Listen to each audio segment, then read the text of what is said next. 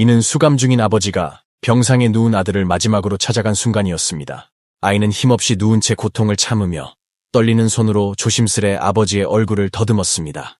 말은 없었지만 그의 눈빛엔 말로 다하지 못할 그리움과 무거운 속내가 가득 담겨 있었습니다. 의사는 아이가 언제 세상을 떠나도 이상하지 않을 상태라고 말했고, 가족들은 며칠째 아이의 마지막을 준비하며 슬픔 속에 하루하루를 보내고 있었습니다. 수갑을 찬 아버지는 병상 곁에 무릎을 꿇고 두 손을 무기력하게 늘어뜨린 채 떨리는 목소리로 말을 꺼냈습니다. 아들아, 아빠 곧 가야 해. 말 한마디만 해주면 안 될까? 아빠가 왔어. 네 옆에 있어.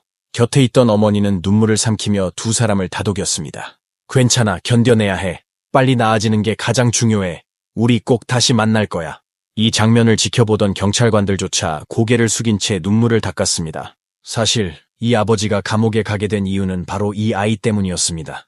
아들의 생명을 지키기 위한 절박한 선택이었습니다. 시간을 2023년 3월로 되돌리면 지린성 창춘시 정월감옥에는 한 통의 특별한 요청이 접수됩니다. 수감자의 아내가 면회를 마친 뒤 간곡히 부탁한 것입니다. 위독한 아이가 마지막으로 아버지를 보고 싶어 한다는 말이었습니다. 감옥 측은 곧바로 병원으로 향했고 현장에서 본 아이의 상태는 생각보다 훨씬 심각했습니다. 아이 얼굴은 창백했고 몸은 뼈만 앙상이 남아 있었습니다. 양쪽 뺨엔 종양이 부풀어 있었고 차마 눈을 뗄 수 없었습니다. 한 교도관의 회고입니다. 아이는 위자외, 겨우 9살. 몇 년 전 B형 급성 림프구성 백혈병 진단을 받았고 지금은 삶의 끝자락에 서 있었습니다. 교도관이 말을 건네도 아이는 조용히 그들을 바라볼 뿐이었습니다. 커다란 눈에는 낯선 이들에 대한 경계심과 함께 말로 표현할 수 없는 의연함이 담겨 있었습니다. 어머니는 말했습니다. 이제 후사를 준비하고 있어요. 아이의 유일한 소원은 아버지를 한 번만 더 보는 거예요.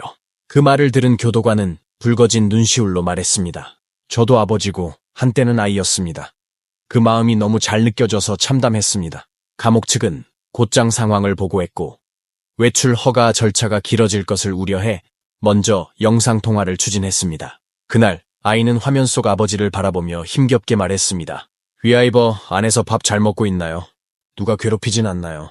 모두의 가슴이 철렁 내려앉았습니다.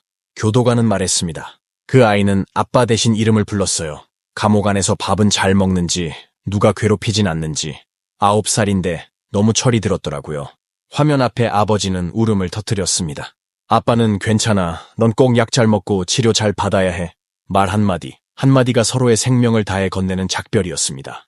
아이는 죽음과 싸우는 와중에도 감옥에 있는 아버지의 안위를 먼저 걱정하고 있었습니다. 그리고 아버지 역시 치료비를 마련하기 위해 범죄의 길을 택할 수밖에 없었습니다. 그들의 만남은 운명이 허락한 마지막 재회였습니다. 화려한 말은 없었지만 가슴속에 꾹꾹 눌러 담은 사랑이 고요히 흐르고 있었습니다. 작별을 앞두고 아이는 10만 원을 어머니에게 꼭 전해달라고 부탁했습니다. 아빠가 감옥에서 먹을 걸 사야 하니까요. 자신의 삶이 얼마 남지 않았다는 걸 아는 9살 아이는 마지막까지도 아버지를 걱정하고 있었습니다. 이를 지켜본 경찰관 두 사람은 참지 못하고 눈물을 흘렸고 한참 동안 마음을 진정시키지 못했습니다. 그렇다면 이렇게 착하고 철이 든 위자회는 어떻게 백혈병에 걸리게 된 것일까요? 어머니의 회상에 따르면 2014년 아이가 태어났을 때 남편 위하이버는 자동차 수리 공장에서 일했고 세 식구는 시부모가 마련해준 작은 집에서 조용히 살아가고 있었습니다. 넉넉하지는 않았지만 아이의 웃음소리와 소박한 따뜻함이 가득한 평범한 나날들이었습니다. 하지만 모든 것은 2017년부터 서서히 무너지기 시작했습니다. 그해 3살이 된 위자회는 원래 활달한 아이였습니다. 그런데 어느 날부터 식욕이 떨어지고 얼굴이 누렇게 변하더니 몸까지 눈에 띄게 말라가기 시작했습니다. 처음엔 부모 모두 단순한 편식이나 계절성 질환쯤으로 여겼지만 아이의 증상은 점점 심각해져 반복되는 고열로 이어졌습니다. 부부는 불안한 마음으로 아이를 급히 병원에 데려갔고 며칠 후 날벼락 같은 소식을 듣게 됩니다. B형 급성 림프구성 백혈병. 3살짜리 아이에게 내려진 이 냉혹한 진단은 그들의 평범하고 조용했던 가정을 단숨에 파괴했습니다. 아들을 살리기 위해 위아이버와 아내는 가진 모든 수단을 동원했습니다. 친척과 친구들에게 손을 벌리고 빚을 지고 마지막 희망이었던 새 집마저 팔았습니다. 무세운 방법이든 다 써봤어요. 도움될 만한 사람은 다 찾아갔고 결국 집까지 팔았죠. 그렇게 주변의 도움을 받아 부부는 아이를 데리고 텐진 혈액병원으로 향했습니다. 하지만 수만 위안에 달하는 저축은 금세 바닥났고 현실은 훨씬 냉정했습니다. 감당할 수 없는 치료비 앞에서 부부는 결국 큰 결정을 내릴 수밖에 없었습니다. 아내는 병원에 남아 아이 곁을 지키기로 하고 남편 위하이버는 장춘으로 돌아가 돈을 벌기로 한 것입니다. 그의 월급은 한 달 40만 원 남짓합니다. 낮에는 자동차 수리 공장에서 일하고 밤에는 배달과 택배, 때로는 짐 운반까지 하루 3가지 일을 하며 단 하루도 쉬지 않았습니다. 아내의 전화를 받을 때마다 그는 사람들 몰래 구석으로 숨어 울었습니다. 아무것도 해줄 수 없는 자신이 너무도 미안하고 괴로웠지만 그는 단 한마디도 불평하지 않았습니다. 위자회는 아버지를 참 많이 따랐습니다. 어린 시절 아버지 품에 안겨 이름을 부르며 놀자고 조르던 그 아이는 이제 병원 침대 위에서 조용히 아픔을 견디고 있었습니다. 두 사람은 언제나 함께 웃던 누구보다 다정한 부자였습니다. 아이가 병에 걸린 뒤 부부는 말할 수 없는 고통과 부담을 견뎠지만 끝까지 포기하지 않았습니다. 아내는 아이와 함께 텐진 병원에서 거의 3년 동안 치료에 매달렸고 하루하루가 싸움이었습니다. 어린 위자회에게 화학요법은 참혹한 고통이었습니다. 구토, 탈모, 쇠약. 어린 몸으로 감당하기엔 너무 벅찼지만 아이는 묵묵히 견뎠습니다. 압력밥, 솥에 밥을 지어 먹었는데 맛이 하나도 없었어요. 어느 날 밖에서 컵라면을 몰래 먹고 왔더니 아이가 냄새를 맡고 복도 구석에서 울고 있더라고요. 엄마, 컵라면 먹었지? 냄새 다 나. 그 아이는 너무 일찍 철들었습니다. 고통이 몰려올 때마다 온몸에 땀을 흘리며 힘겹게 말했습니다. 엄마, 나 살고 싶어. 죽기 싫어. 아파도 괜찮으니까. 엄마, 날 버리지 마. 엄마는 그의 땀을 닦아주며 조용히 말했습니다. 엄마가 어떻게 널 버려. 아빠는 돈 벌고. 엄마는 내 곁에 있어. 언제나 내 편이야. 무서워하지 마. 3년의 긴 투병 끝에 2021년 위자회의 혈액 수치는 안정을 찾았고 마침내 퇴원 허락을 받을 수 있었습니다. 이 소식은 온 가족이 3년 동안 기다려온 기적 같은 희망이었습니다. 모두가 서로를 껴안고 눈물 속의 기쁨을 나눴습니다. 하지만 기쁨도 잠시, 현실은 여전히 가혹했습니다. 퇴원은 끝이 아니라 시작이었고 진짜 시련은 이제부터였습니다. 아이의 회복을 위해선 고가의 수입 표적치료제 복용과 정기적인 검진, 충분한 영양 보충이 필요했습니다. 하지만 이미 빚더미에 올라선 가족에게 이 모든 건 감당하기 힘든 부담이었습니다. 부부는 아끼고 또 아꼈지만 후속 치료비엔 턱없이 부족했습니다. 그때 2021년 여름, 위하이버의 친구가 조심스레 한 가지 방법을 제안합니다. 농촌 변압기를 훔쳐 팔면 한 번에 꽤 벌 수 있어. 절박함과 무력감 속에서 위하이버는 끝내 그 유혹을 떨쳐내지 못했습니다. 그리고 몇 달 사이 그들은 20여 대의 변압기를 훔쳐 600만 원 가량을 손에 쥐었습니다.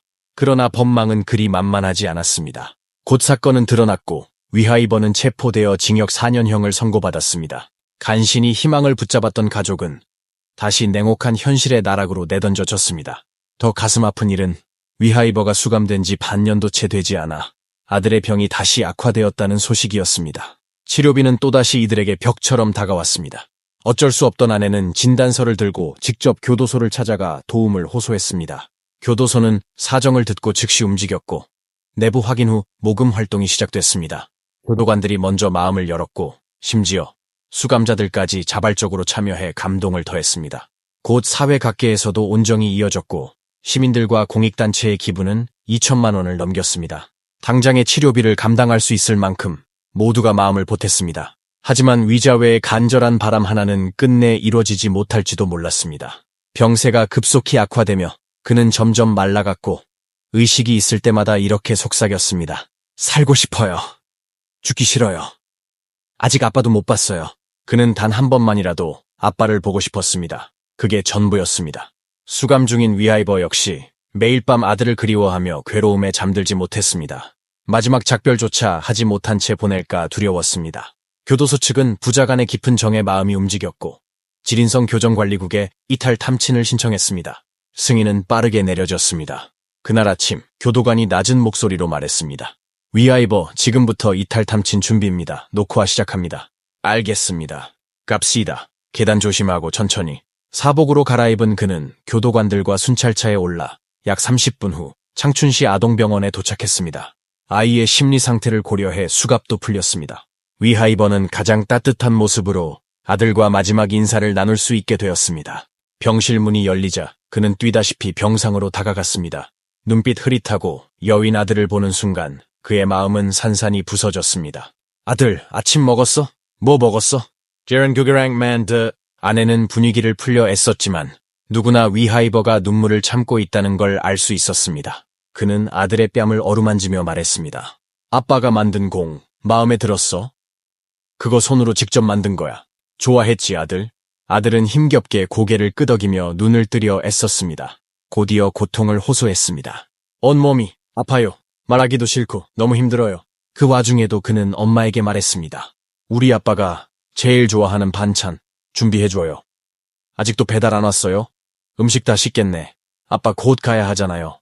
괜찮아. 음식 식어도 돼. 아빠, 조금 더 이따 갈 거야. 엄마, 나 뭐 시켰었지? 갈비, 옥수수, 콩조림. 그 다정하고 사려 깊은 말들은 병실에 있던 모두의 가슴을 저미게 했습니다. 아이는 마지막 남은 기운까지 버텨가며 아빠에게 따뜻한 밥 한 끼라도 대접하고 싶었던 겁니다. 하지만 시간은 너무나도 짧았습니다. 면회가 끝났고 위아이버는 조용히 병실을 떠났습니다. 그는 그날이 생에서 아들과 나눈 마지막 인사였다는 사실을 알지 못했습니다.